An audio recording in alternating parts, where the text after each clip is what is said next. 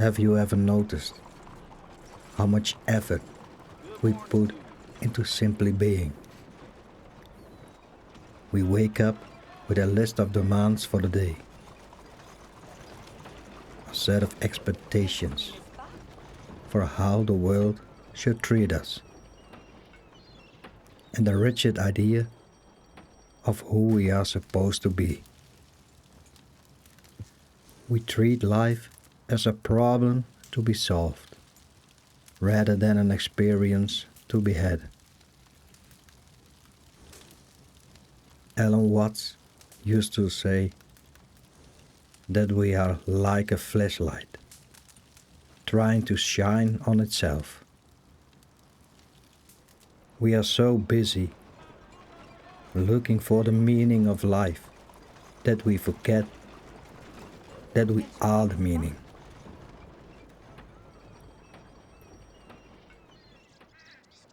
Look at the world around you. The trees don't try to grow.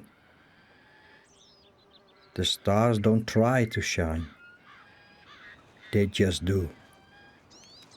And yet, we humans, the most complex and beautiful expression of this universe, spend our lives in a state of constant, anxious friction. We are like someone who is rowed downstream in a boat, but insists on trying to push the water with their bare hands to make it go faster. Today, let's stop pushing. Let's explore what happens when we trust the flow. The skin-encapsulated ego. We suffer because we have been taught a lie.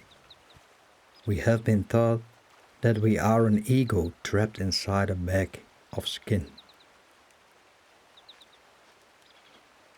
A lonely little island of consciousness in a vast, indifferent, and often hostile universe. But is that true? Think of a wave in the ocean. Is the wave separate from the ocean? Of course not. The wave is something the entire ocean is doing at that specific moment. In the same way, you are not a stranger who has come into this world. You are something the entire universe is doing right here, right now, in the place where you are sitting. When you realize that you are not in the universe, but that you are the universe, expressing itself as a human being,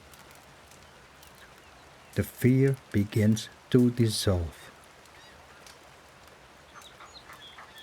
You don't have to conquer the world, because you are the world.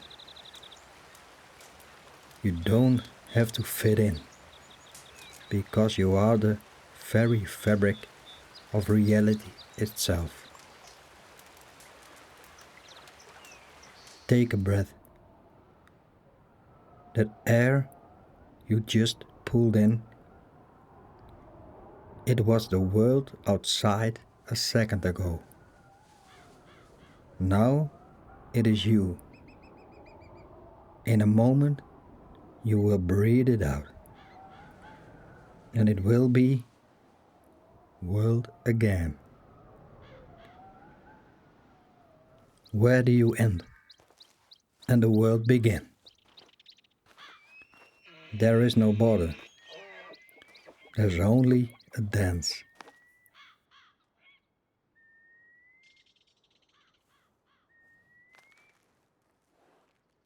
The trap of the future. We are a culture of becoming.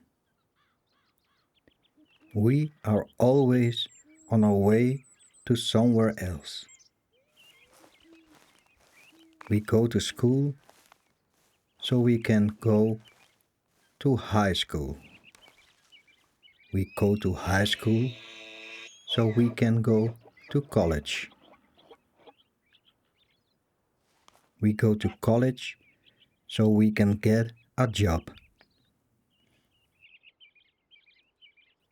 We work the job so we can retire. And well, then we are old and we wonder where the music went. Watts used a beautiful analogy. Life is not like a journey toward a destination. If it were, the person who got to the end first would be the winner. No, life is like music. When you listen to a song, you don't rush to the final note. The point of the song is the music itself, while it's playing. When you dance, you don't try to reach a certain spot on the floor. The point of dancing is the dance. But we treat our lives like a business meeting. We want to get through it so we can reach the result. But the result of life is death. If you spend your whole life waiting for the next thing, you are essentially hurrying towards the grave. Can you be here? Not here. So you can somewhere else later. Just here. In this light. In this sound. In this moment.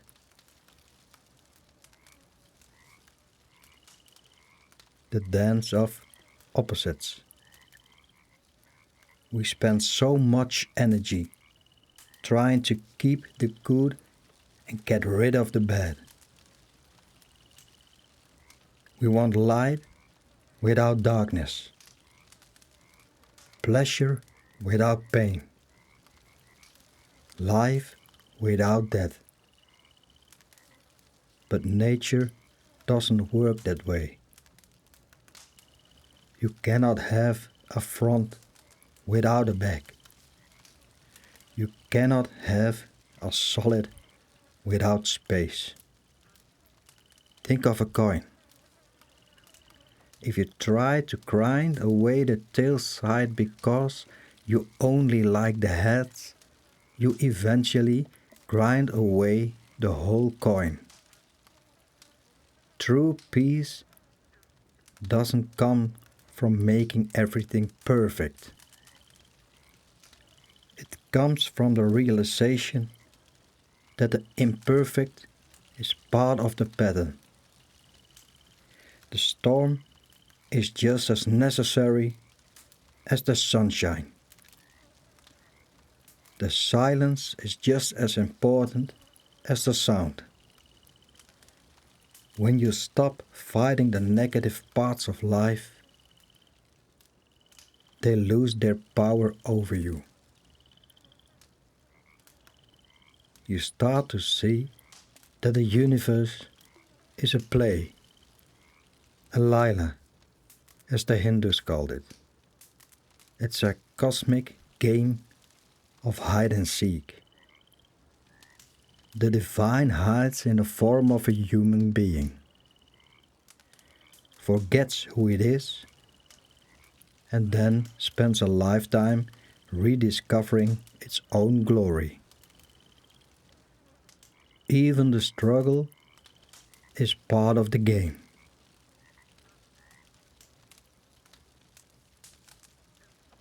Wu Wei,